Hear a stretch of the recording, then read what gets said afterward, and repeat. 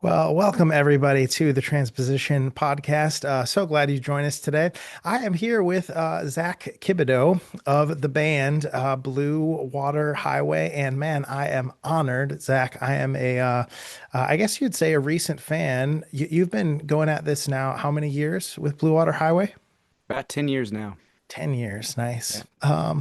Yeah, I would say sometime in the past year or two, I started time is flying by. I'm Yeah. only able to get within 1 year of discovering your music, but for sure this year I've been listening to you a lot, and have loved it. And yeah, have really been blessed by it. It's been playing in our home, and I've been singing it. And even in prep for this conversation, started to dive a little deeper into what you are saying. The tunes were flying by, and you have great, driving music, but now I'm like, oh wait, what is he saying there? And so yeah, just got to praise you and your work. It is great. It's so high quality and tasty guitar licks and all that. So yeah, thanks for the music. You said you've been going at this 10 years with this latest record. How long has it been out now? It was probably 2 weeks it's been out. Okay, nice. How's the response been so far? It's been going great. That's a best one so far. Okay. How have you, like, when you say best one so far, how have you measured that, or like, is it clicks? Is it views? Is it Yes, there's data, on all the yeah. Spotify and all the streaming platforms. I'd Mhm. say between that and the amount of people that are ordering it, Hmm. physical copies, there's still physical copies these days, Yeah. believe it or not. We've sold more and there's been more streams in a shorter amount of time. Nice. So I'd say by those metrics. Nice. Yeah, I was gonna say, I've been spinning your record, but I actually haven't been spinning it. But can you spin it? Is there vinyl that There you? is Yeah, right okay. behind me here. Nice. There's the vinyl. So Nice. Well, yeah, where can fans find the vinyl? I was gonna ask that at the end, but now that we're talking about it, yeah, we might as well just tell them. on our website. So you could put in bluewaterhighwayband.com and go to the store, and we have all kind of goodies for you, t-shirts and our other records. We have most of our records in vinyl now, which is cool. It's coming back. Yeah. There's a niche market for it anyway. Yeah, totally. And CDs, there's still CDs, believe it or not. I Yeah, always joke totally. that you could use it as a coaster if you'd like, if you don't have a CD player. Put Yeah, your drink on it. so I, told you before we started recording, I have a degree in audio, and yeah, I really must say the record sounds great. There's some records that, I'd kind of go, is it worth it to buy it on vinyl? I'd say, yeah, your record sounds very good. People should buy it on vinyl and turn up that hi-fi. And yeah, it is really high fidelity and very well done. Where did you guys record? This question is really just for me, actually. Do you guys produce a lot of your own, or are you in and out of studios? We're in and out of studios. Our last record we did ourselves in our band house, the house I'm sitting in right now, because we Okay. have other members that also have audio degrees. That is not me. Yeah, Okay. I was, you know, I'm glad I got this far setting this up. But we have Nice. some bandmates that have more technical knowledge in that area, sound engineering, and so we're able to do it ourselves, and we care a lot about it. We know what we like, Yeah. and this time around we did it quick. This whole thing was recorded in 9 days, the bulk of Whoa. it live, and with some overdub harmonies and Hmm. in some keyboard guitars. But we recorded it at Rattle Trap Studios in Austin with the producer named Brian Douglas Phillips. He's done, I don't know if you know, they're regionally pretty popular, but David Ramirez is singer-songwriter, Hmm. and Hmm. he's one of his more popular guys. But yeah, he's great.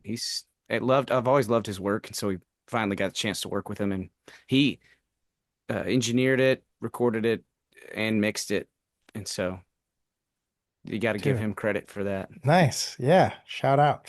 Um, Man, the band is tight then that you guys yeah recorded that live knowing that it is a hard thing to get a band to sound that tight without well I'm assuming you multi-tracked but yeah without all overdubs so man even more hats off to you I think that's really an important human thing to actually make music together with people in a room. There's something so it brings something so intangible to the table, but it's real. I think you can feel it. What's been your experience with that with record? I have you done a lot of overdub records too? Is this the first one that you've done live or We have done records a billion different ways, as many ways as yeah. you can do it. And I enjoy doing records all those different ways. We've made some with a lot of electronic sounds. We always like to have a little analog dust, Hmm. on the, you know, it's human element poking through. We always want that. But we've made some where we overdub a lot, and we've made some where we track a lot live and then overdub a lot. Hmm. And this one we tracked a lot live and didn't overdub that much. And Yeah. so it was just time, and the songs were a little bit simpler. The arrangements were a little bit simpler, and so it, it Lent sort of itself to it a lent little bit. itself to that. Um, well, yeah, I love that. I think it does come through. It's hard to describe exactly how, but there's a certain spirit of it that I think really does come through when you hear a band that's making music together. It's hard to describe. Like, I didn't hear it exactly in track three at this spot. There's just there's a cohesiveness to it. That's definitely, yeah, if I had a goal for this podcast and things I would love to encourage people to do is make music actually with people Yeah. in real life. Oh yeah. These records, these commodities are great and it's amazing that I can listen to your band up here in Michigan and I'm thankful for that. But yeah, if I were to get on a little bit of a soapbox and say, man, we should be making music with people we know. And so very cool to hear that you're doing that. Tell me a little bit about Waiting on the Wonder, the title of the record, where that comes from, some of the themes that you wanted to yeah get out there with this record. Sure. It's really a contrast, I would say, to our last record. I mean, there's themes that we always, that theme of wonder, re-enchantment, whatever you want to call it. I feel like that's going to be something that always pops up. It's popped up in all of our albums because of our influences and the things that I read. But our last record was this dark Southern Gothic folk rock record called Hmm. Year of the Dragon. So Hmm. check that out if you haven't. But that's the one we made ourselves. Okay, cool.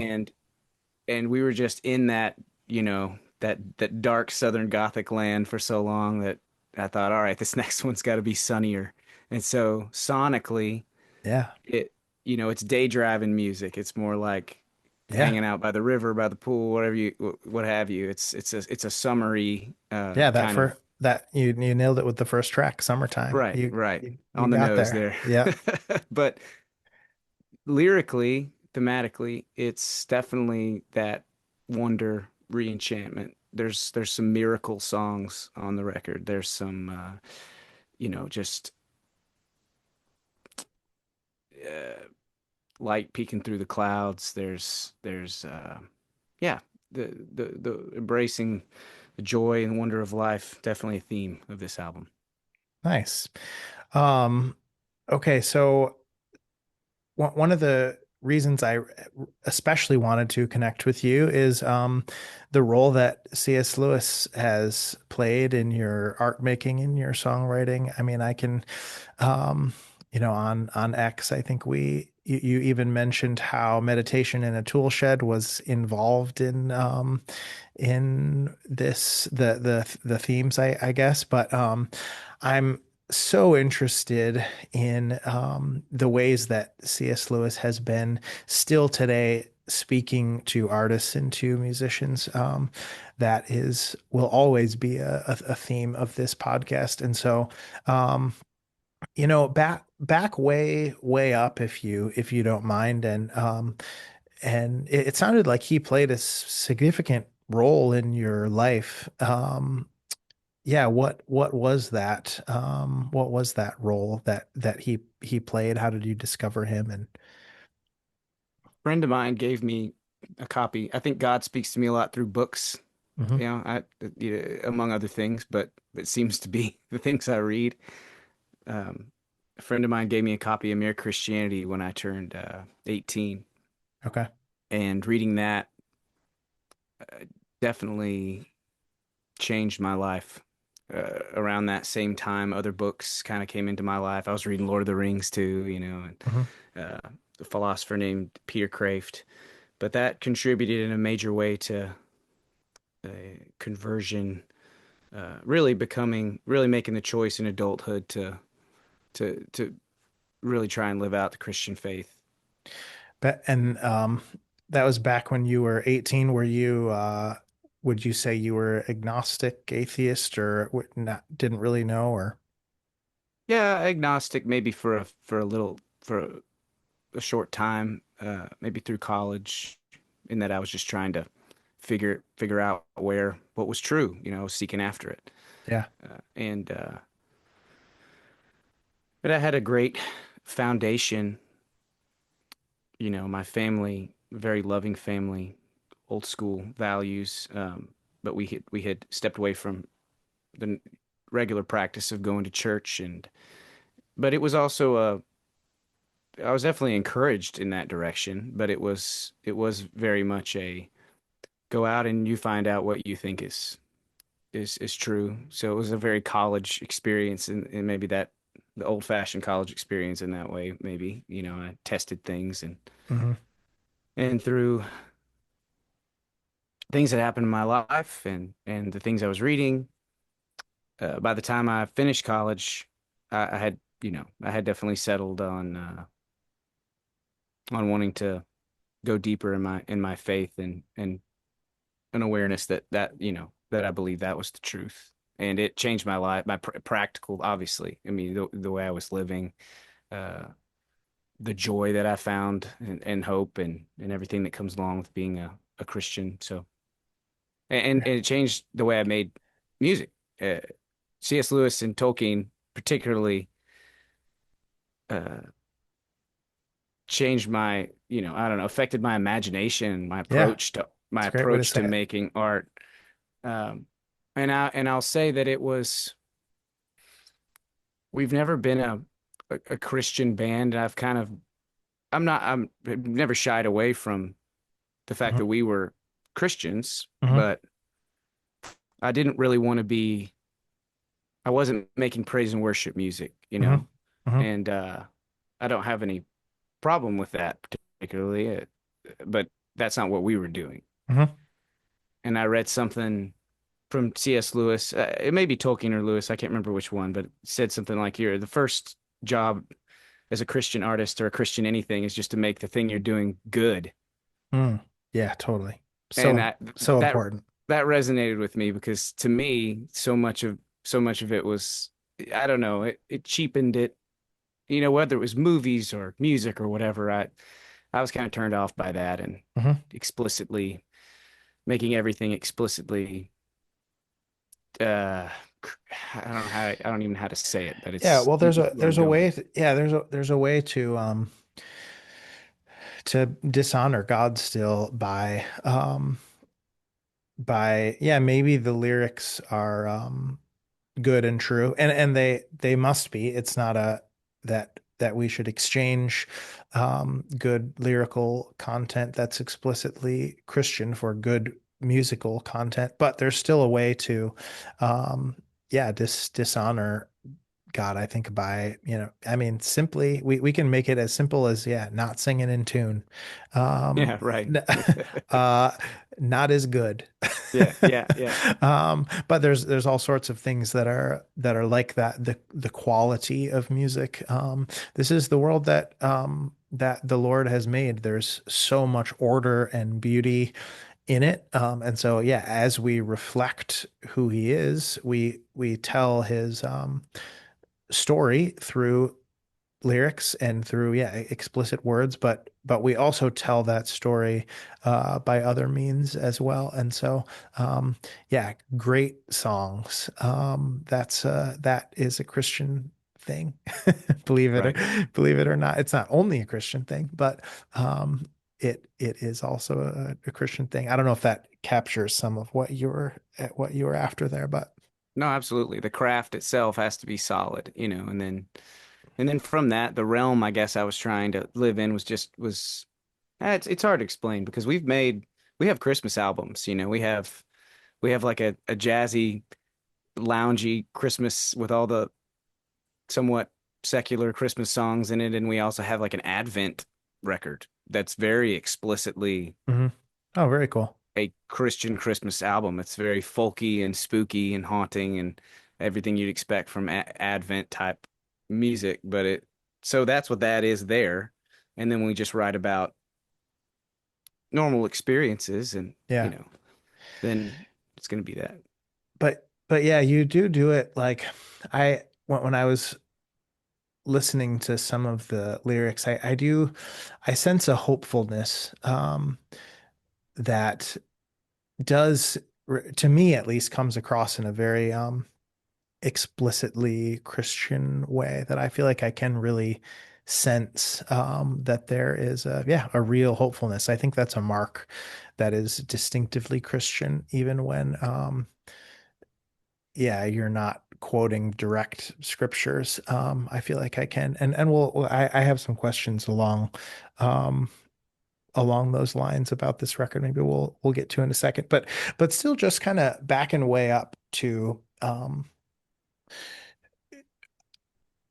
maybe another way to ask this question of how Lewis has influenced your work is, have you noticed contrasts with as you've been working in the music space, like you've probably run into some people you've been, working with, songwriting with, where they have a process that is not, not Lewisian or, how would you describe maybe some of the contrast, the difference that Lewis has made in your work and how you're doing things versus like, if you didn't have him in your life, could you see,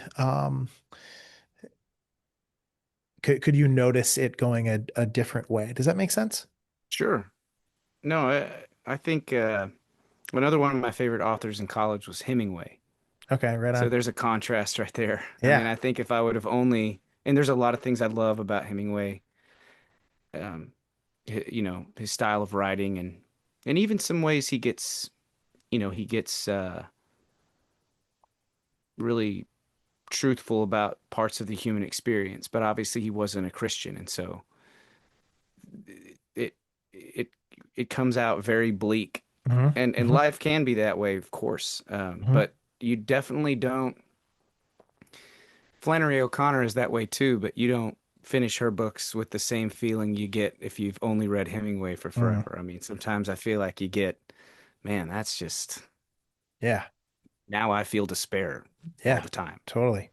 And I would say that would be the contrast. Working with other, we're pretty. I don't generally write too much outside of our little bubble, to be honest. Okay. But so I can't speak to that. I can speak to the music I've heard because not all of our stuff is, not all hopeful stuff is Yeah. bubbly and happy. Like I said, our last record is pretty dark, more in the Flannery O'Connor spectrum in some of it. Hmm. But I could have seen myself going that way, and I hear songs that go that way or other writing, it leaves Yeah. you with that feeling, like despairing feeling, instead of as dark as Lewis or Tolkien can get. You never come away with a despair on your heart, and Yes. and Yeah, totally. That's a huge it's a huge difference. But even surely as a songwriter, you've listened to other folks talk about their process and you know, I'm specifically interested in this question of where songs come from.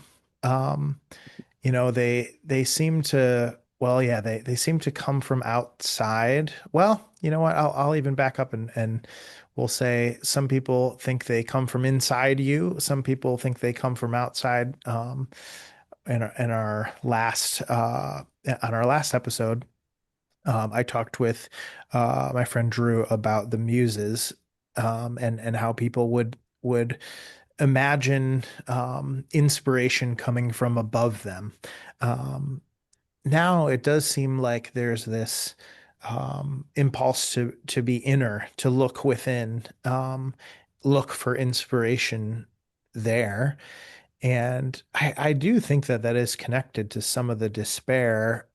Looking within is not enough. But I'm curious what you think of that conception generally. But let me just ask something more specific. Like, do you notice contrasts in the way other songwriters are doing it, where they are looking within, and you notice that you look above or outside or I do notice that, and I try to be aware of that. I think back to Lewis, a way that he sort of baptized my imagination, you could say, is that it's a great way to say it.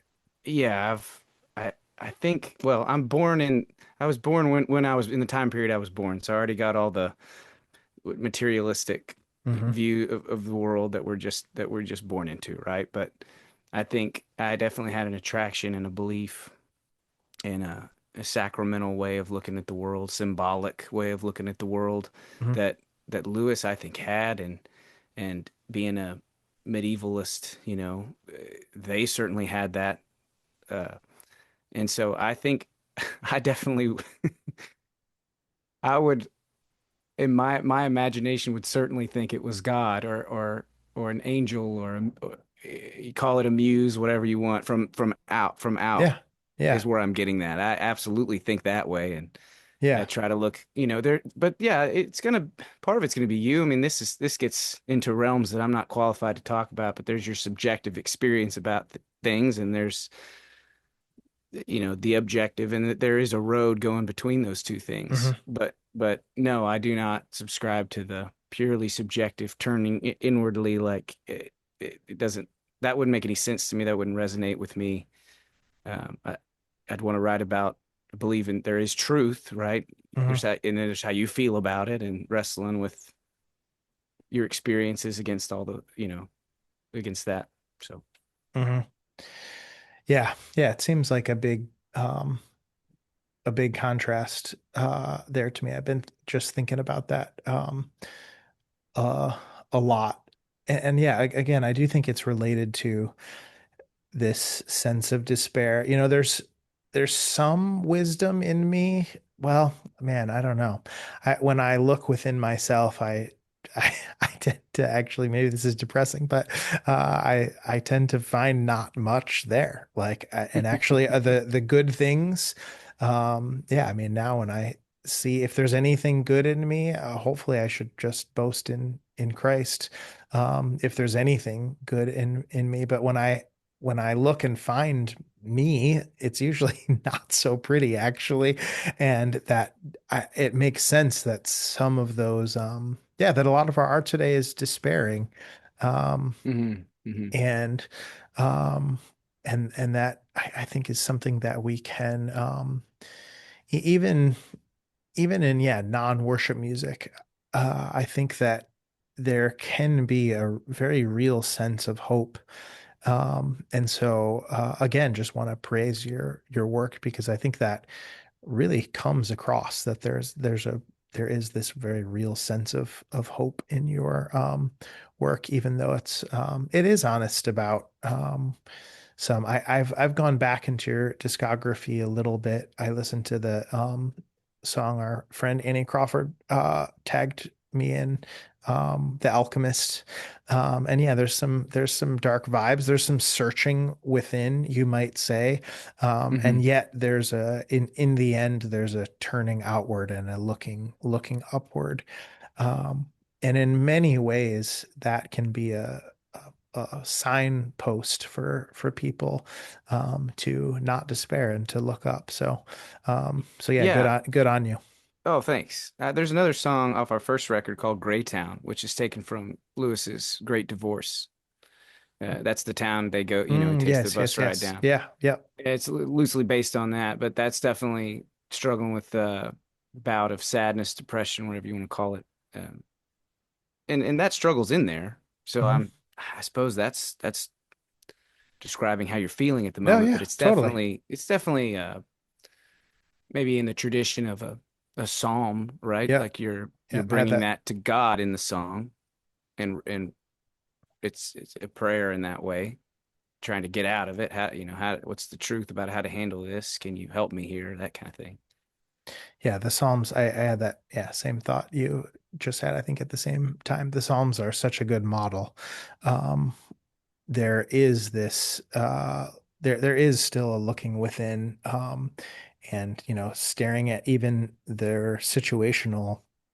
I'm in the pit right now. I'm going to recognize that, say it out Mhm. loud, name it, and yet still there's this looking up that happens. And there's even with the Psalms, there's even a directionality and an orientation that's implicit in them too, where even if you're yelling that you're in the pit, you're yelling it up. You're crying out to the Lord. Mhm.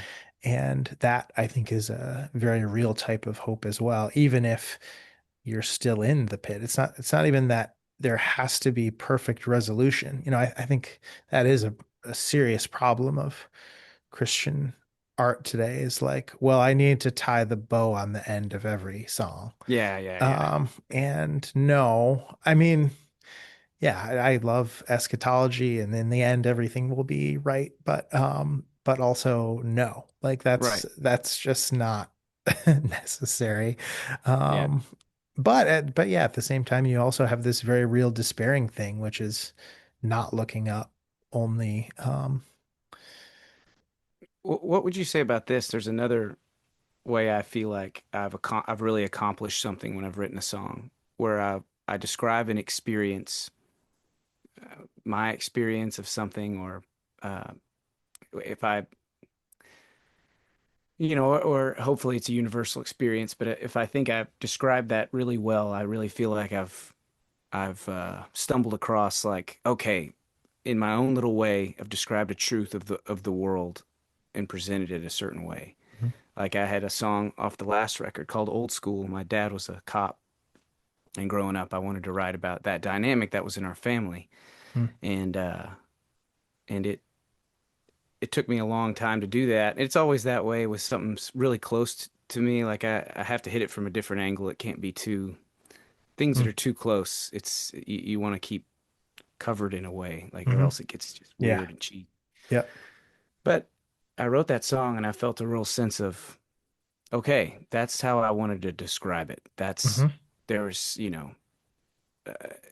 and there's a sub to use a Tolkien Lewis phrase. There's like a sub creation Mm. aspect. Maybe that's something to this. Like I didn't, when I find that, I don't feel like that came from me. I feel like I Mm. stumbled across, I was a part of, I sub Yeah. created something, right? Yeah. God is creates everything. Hmm. I don't, that didn't come from me, like my genius or whatever. Like, Right. no, it was, I was plugged in and I was Yeah. gifted that after working with it, the materials, and I was happy with the result. This is good. Yeah. And, Yeah. A word that comes to mind there is that I bore witness to something. All the biblical authors and stuff there. Um, they're describing so many things that the Lord did. I mean, I think of the book of Esther. I'm pretty sure like the explicit um, mentions of God is like even once or maybe not even at all. And yet, when you tell the truth and when you bear witness to something as it truly is, I think God is honored, and um, we can say that is good. That that truth telling piece, though, is I mean, that's a big piece. And yeah, you do bearing witness on the truth is actually a really complicated thing. Sure, sure. And songs though are interesting because they tell the truth about something in a mode, much like a poem does. Yeah.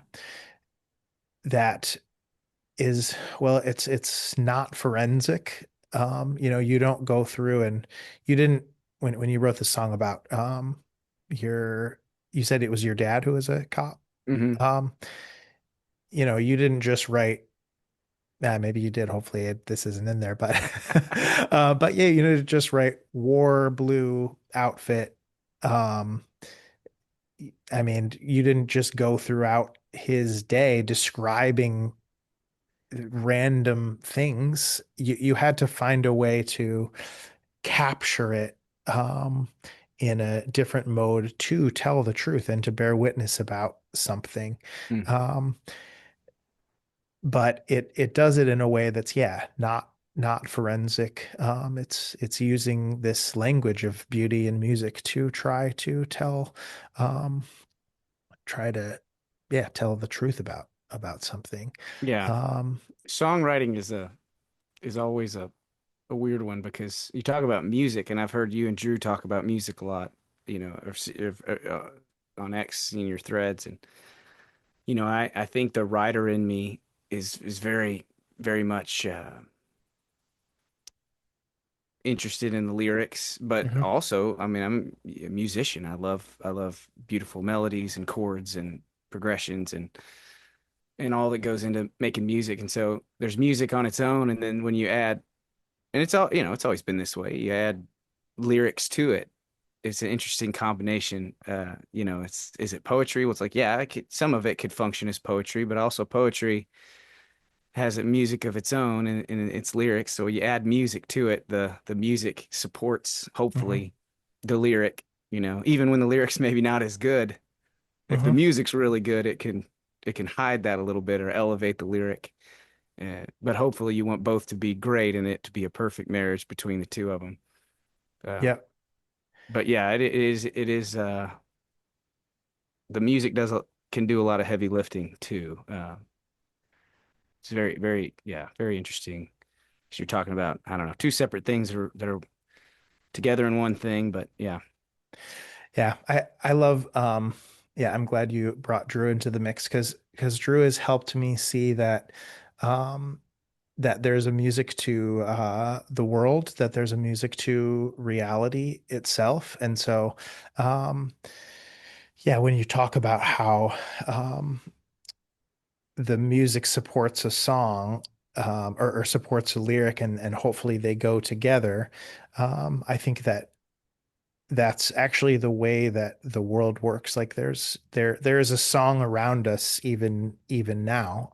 You might say that that does support what is really going on. Even our words that we're speaking, um, there's so much. I don't know.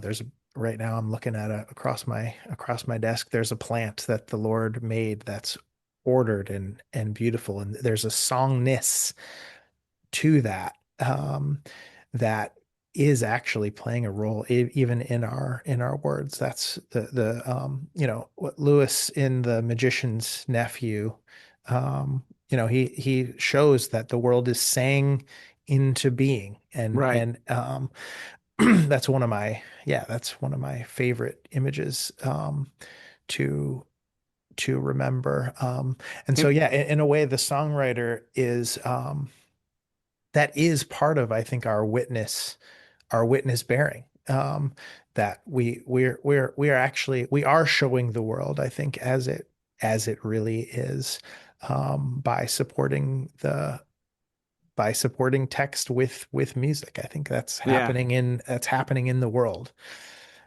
Him and Lewis must have talked about this a lot because in the Silmarillion, Tolkien also Right. sings the world into being. And I think one of the other talks about there was speculates there was music first, and then there was Yes. poetry, and then there was prose. After that's the Yeah. development of communication or something. So that it's all tied up there somehow.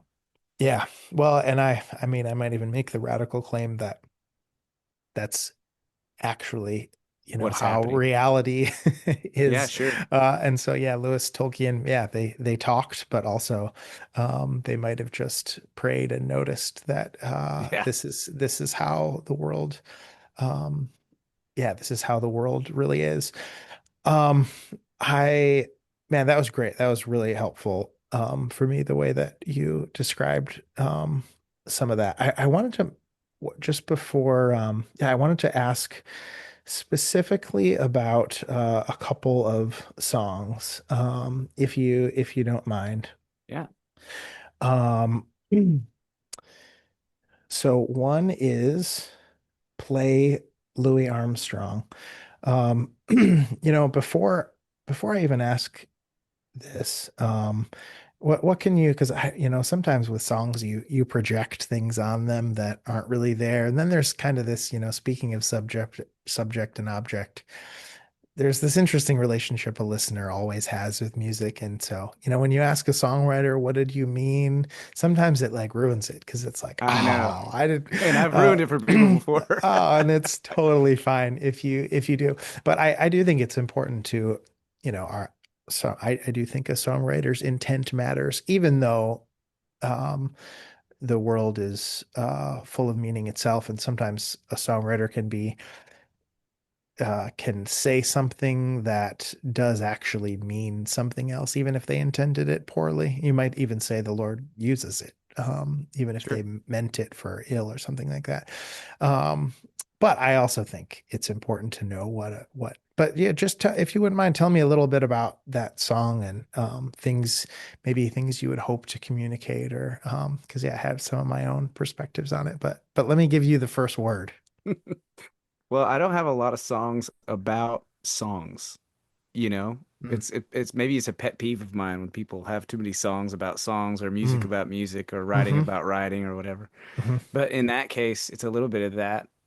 Uh, my paternal grandfather passed away a couple years ago, and mm, he was a great guy. He was a very youthful person, um, mm, and he music was always something we shared. mm, And coming from Southwest Louisiana, he loved Louis Armstrong, loved Fats Domino, loved all these.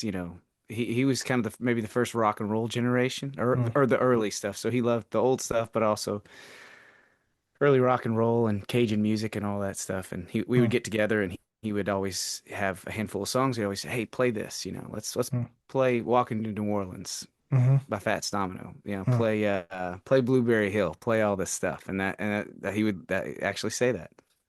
And towards the end of his life, I was at his bedside as he was dying and playing him. We were singing gospel songs together, praying, Wow. um, and that was very special Mm, that we got to do that. You know, mm, and one of the songs he wanted to hear towards the end of his life a lot was "What a Wonderful World," mm. and uh, and so that that's what that song's about. It's Yeah, about wow. our relationship together, Yeah, and wow. just contemplating that, and how hearing a song, to quote the song, turns memory on, and you get to Yeah, live in that memory of love you had with that person. yeah. But yeah, then there's this line, don't it make you lonesome for someone? Yeah, Um, yeah, there was part of me here was the way that it hit me personally. There was almost a part of me that wanted to put a capital S on yeah, someone. yeah. Um, Sure, I can see that. because and also a lowercase s. I think it works as is. But but I'm glad to hear, yeah, the way that man, that experience shaped this, I think a witness and a way to tell the truth here. Because um well, I've been thinking a lot for many years really about melancholy and music. You know, there's even a little bit of a with musicians themselves, there's this stereotype and trope, right? That like musicians are more melancholy than I don't know if that's been a thing. Like I think that might have something to do with this looking within thing that we were Sure, talking about. sure. Um, I don't know if like yeah, if Beethoven or Bach like if they would have been described as melancholy, but you know, it's you can kind of see what I'm saying now. It's like a thing. There's like the image of the melancholy musician. Yeah, sure. And so yeah, that song had me thinking about that. And the song is not really I would say it's melancholy-ish, but again, like we talked about earlier, it's hopeful. And it imagines a someone it imagines a real someone who could, you know, fulfill this lonely de desire. And Yeah, it's not just like I'm alone and that's awful. But no, it's like don't it make you lonesome for someone? yeah, Um, and that yeah, I love that. But I yeah, I'd love to just hear what you think about that, the relationship of melancholy and music and musicians too. Um, you know, yeah, maybe you see what I'm trying to pick up on. Like, why is that a thing? I guess, do you think that's a thing? yeah. And why Well, is that a thing? yeah, sure. I mean, I have to watch that in myself. Yeah. I've been prone to that. Um, I don't know. Maybe there's, I don't really know what if the word is em, empathy. That's a hot button word right now, and I'm not even entirely sure what it means. I mean, I know the definitions I read online and stuff, but there's you are maybe more sensitive to, Mm, I would say sensitive to emotions, but I'm not necessarily like a cry at the drop of a hat kind of person. mhm. So it's different than that, but it is definitely there's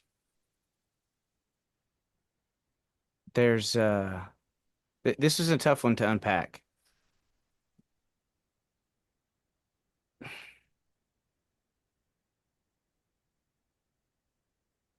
Yeah, yeah, Because I'm with you that not it's all, tough you to have unpack. you Yeah. have somebody like Bach contrasted with a romantic composer or something, and Yeah, yeah. Bach definitely has on some pieces that are more towards that end of the spectrum. You can see it coming, but Bach, he's more. It's definitely maybe it's because the time period, just because of Bach. There's it's not just pure emotion or whatever in the it's not emotionalistic music or whatever necessarily. And there's some music that very much is, and I don't necessarily think there's anything wrong with that, but I get what you mean. It's related, always looking in. We have emotions and they're fine, Hmm. can't let us can't let them lead us around uh willy-nilly, but you can acknowledge them, and there's Hmm. nothing wrong with putting that in music. If that's all that you're doing, maybe there's an issue there. Hmm. uh it's a valid thing to write about, valid thing to make music about, certainly. I don't know. Yeah, maybe more musicians are like that. I don't know if they just have the ability to describe an emotion means that you're more sensitive to them. I don't Yeah. know. Yeah. I don't know either. If you figure that out, give me a call, please. Because yeah, that's something I've thought about a lot. In this song, like one of the things that it took me down as I was reflecting on it was um I have had this experience kind of, I don't know, you might say phenomenologically or just my when I've listened to music, it does so often fill me with what I would probably call longing. Like Yeah. there does seem to be, and that was so like in that song, um, yeah, don't it make you lonesome for someone? But then tying it to all these songs that all the songs you mentioned, um, it got me just thinking about that. That is so often my experience of music is like it fills me with this longing. Like even some of the most beautiful pieces that I've heard, I still want more. I want to enter them. Hmm. Um, and I never have enough. Like the song ends and it's like, I need it again. Yeah. I need that hit. There's something there that I do think I have some, answers for or direction for, but just that music reflects, a heavenly reality. Lewis says something like we're made for that world. It's the world that we are really made for, is one filled with good music, you might say.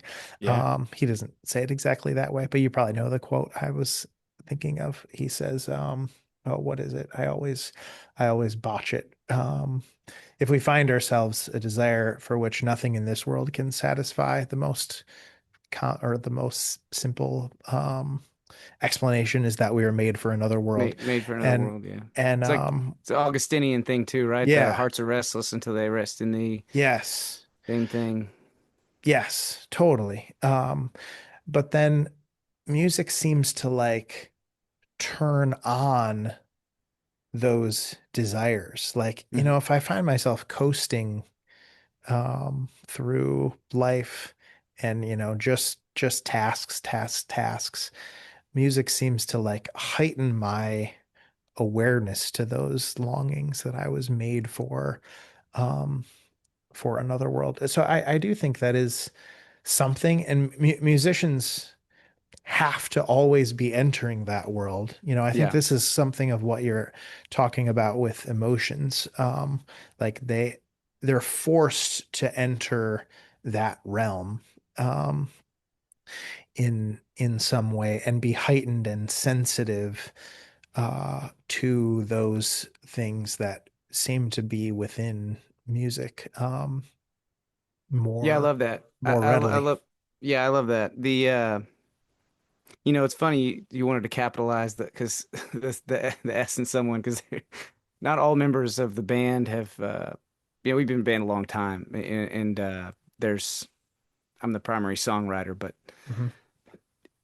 not all of us were, I'd say, devout Christians, and so it was never really a problem. It was just they were okay with keeping a veil over Mhm.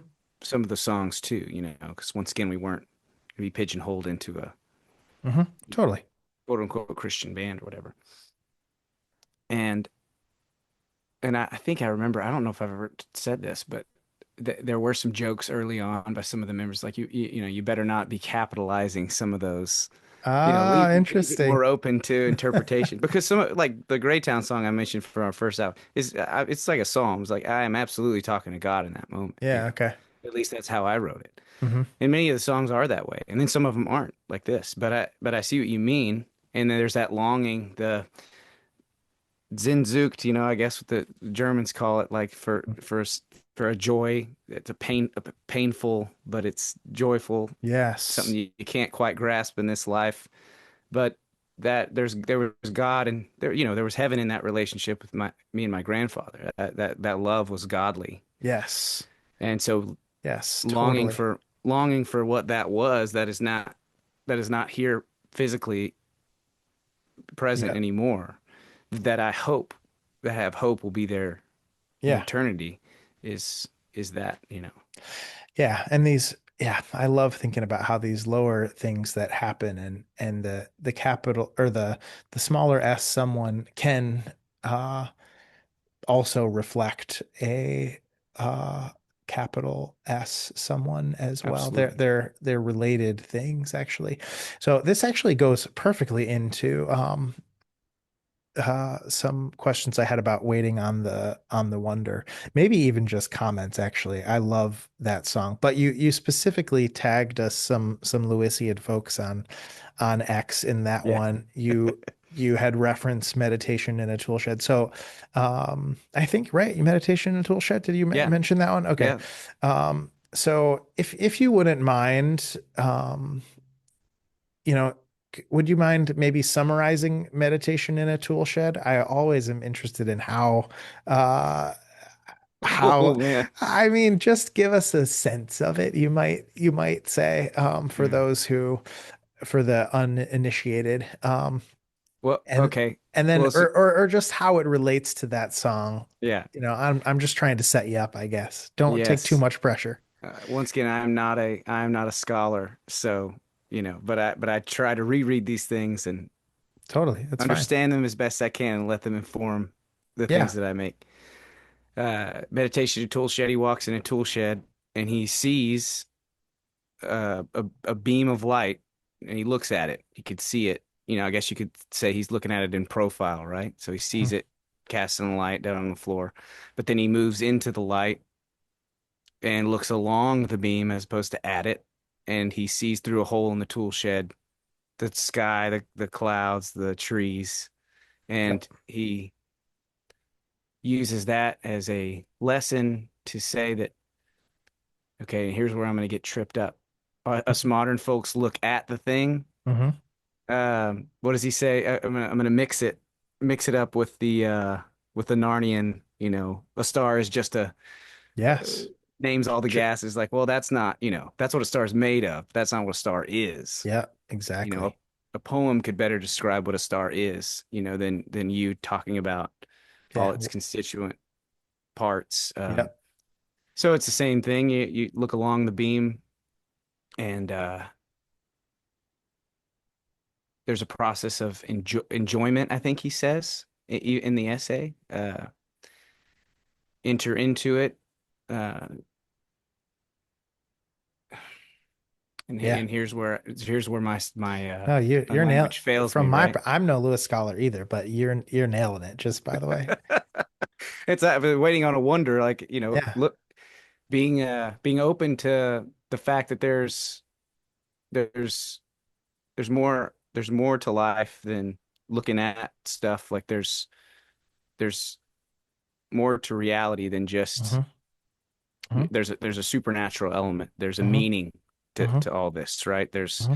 uh, as I was writing the album, there's a book by Rod Dreher I was reading, and we actually did a book club with our mutual friend Annie Crawford.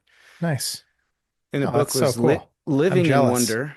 Yeah, yeah, it's great. The book is Living in Wonder, and he talks about that. And I think, kind of spoke to the moment too, because the right now the world is becoming much more enchanting, I think. Hmm. Hmm.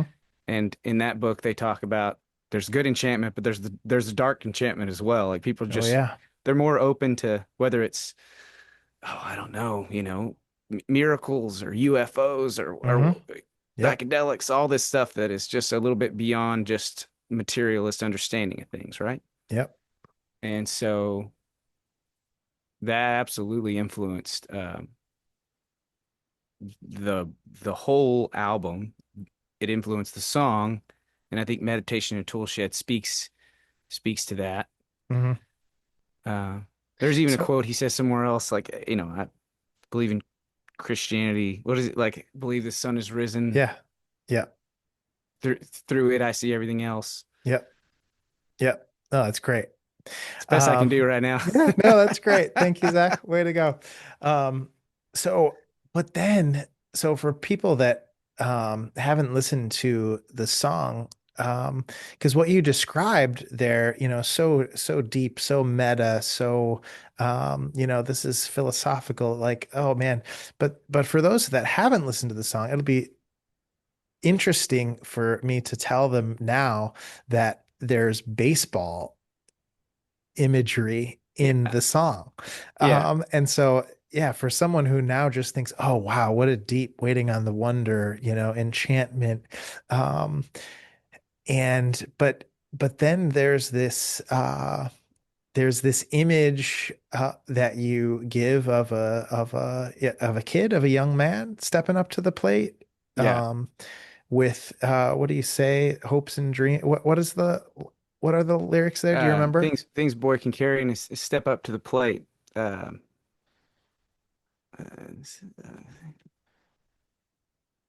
the fireworks come after when it's getting late.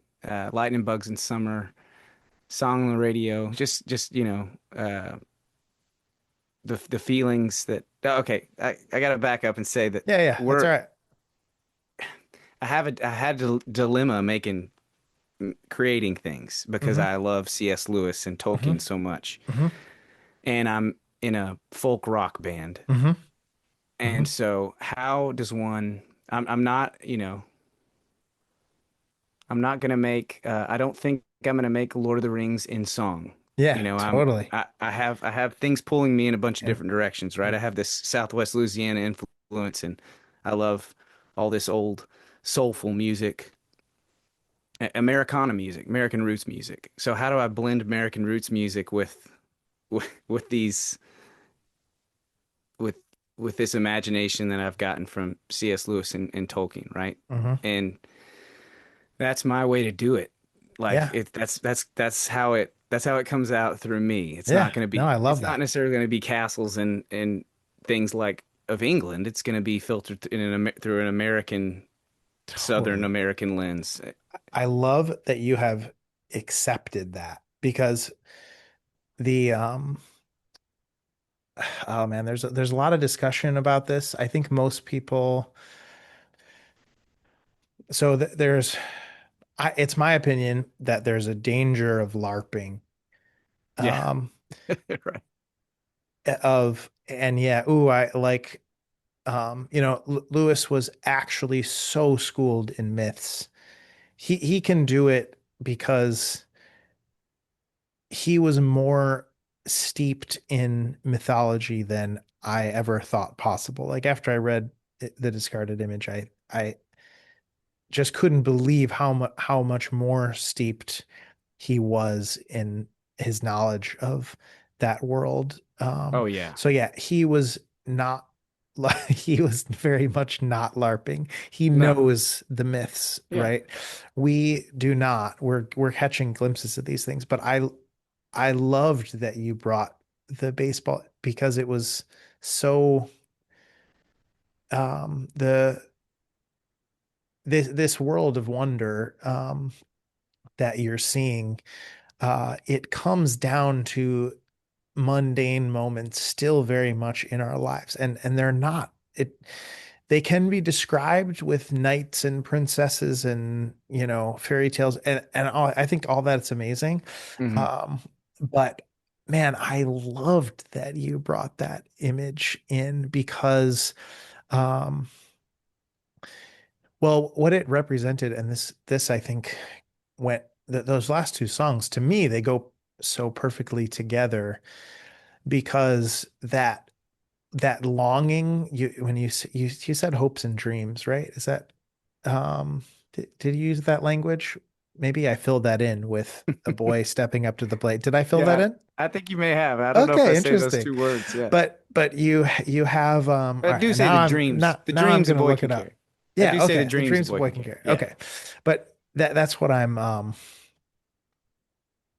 talking about, because I know that feeling of stepping up to the plate and having this strong longing, Hmm. um that is that's such a palpable image to me, that I could feel that, like, I have a longing for a something. And man, I thought that was such a great thing to bring in, because okay, this is going to be pretty nerdy for some folks, but I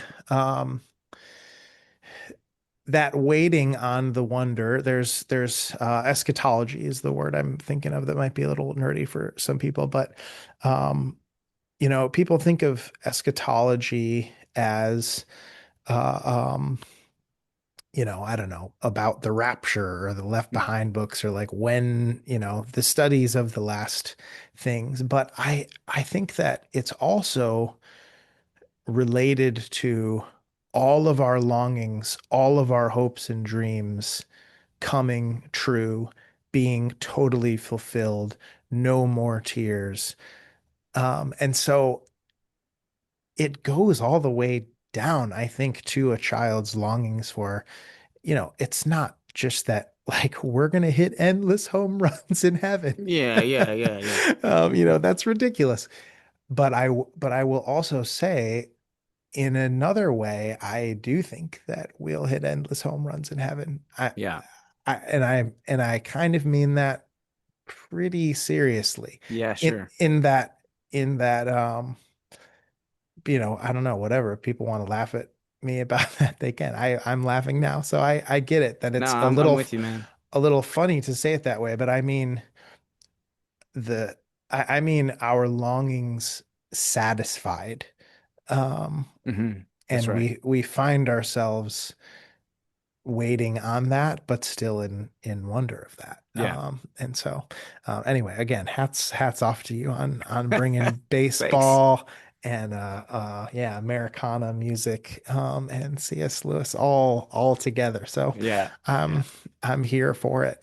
Thanks. But Thanks. yeah, Well, anything you wanted to add to that? How did that hit you?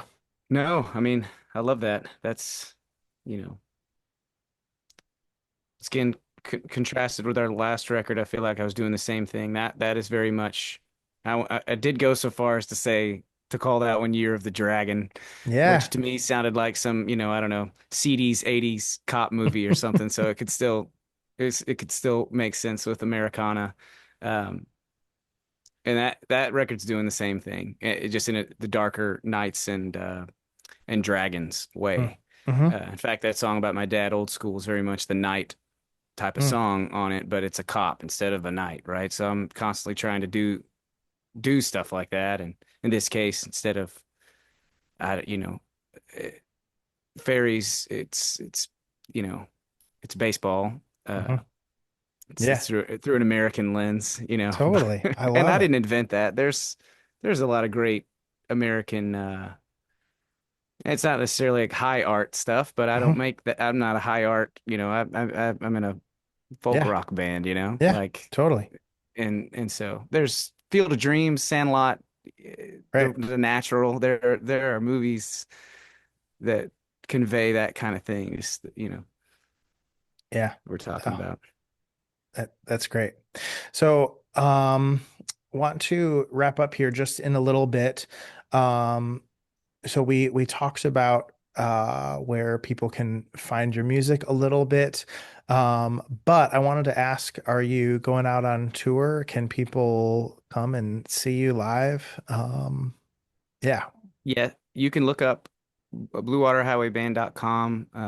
Look us up on Instagram, Facebook. We're on TikTok, unfortunately, but hey, people have been finding us there, and I don't give you trash. I'll give you good stuff to All listen right. to, All right, and good. occasionally post on X. And you can find our tour schedule on our website. The rest of the year, the rest of the year there won't be a whole lot more Blue Water Highway shows. Okay. There's just a lot of um, yeah, we 3 times a year we pair up with a buddy of ours from high school and we actually do this old-fashioned variety radio show that Oh, has really? comedy, music, and our band is part of the band that's in that show. They're called the Grand Old Christmas Show. We have a Grand Old Halloween show and a Grand Old Fourth of Oh, no July way. show. Okay. And it's definitely like the old-fashioned variety shows. A lot of vaudeville, a lot of because I have a musical theater background as well, and a Nice. lot of us do. So along with the opera. So we're gonna be doing those. We have a run of Christmas shows that we do. Um, and you can see that there won't be our original music. I don't know when this precisely is gonna air, but soon Okay. we will have an album release show in Austin, and that'll be Okay. one of the last times you could probably see us this year. So Okay. I want to go. I live a little ways from Austin, but I have a We couple friends down there that I'll share that with. So very last thing, just because of my circles, we've probably invoked the website x.com now a number of times. You mentioned our friend Annie Crawford. If she shares this, she actually really probably will have a number of Austin people yeah, if they could come out. Do you have a date for the Austin show yet, or you're not sure?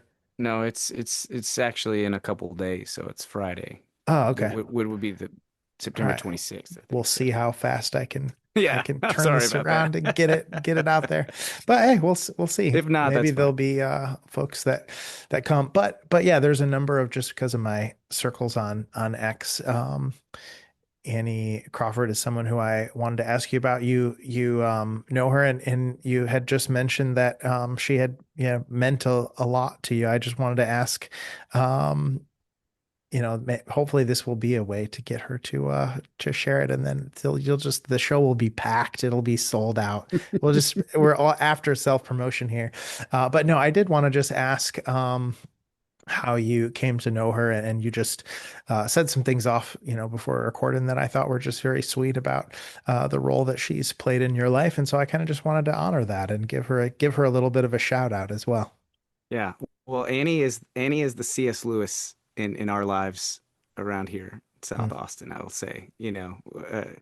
Or at least one of the inklings. She's Yeah, she's she's an extra inkling, for 2025. yeah, totally. And along with just being a wonderful person, and her family's wonderful, her husband and her daughters. And we met her actually because my bandmate Greg, they were going to the same church, and so that's how we met. And they were kind enough to let me, hang around with them.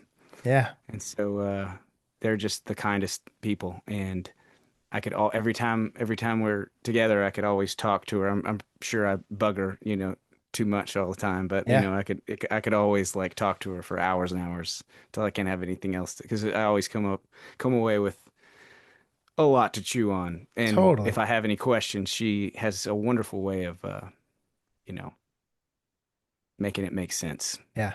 So Yeah, I'm gonna even say, if there is questions about what C.S. Lewis really thought, what he really taught, I'm gonna even say, for this whole rest of this podcast, you really should just go ask Annie. yeah, you really should. So Yeah. she's one of the best. But yeah, that was sweet to just hear about that. She's the real deal. I assumed as much, but that was good to hear about. But Zach, thank you so much for your time. Everybody, be sure to go check out Blue Water Highway's latest record, and yeah, hopefully we'll do this again. We'll stay in touch, and can't wait to hear new music. And I'm gonna keep spinning this record once I get it All on right. vinyl. Thank you. It was a pleasure. Appreciate it. All right, thanks, Zach.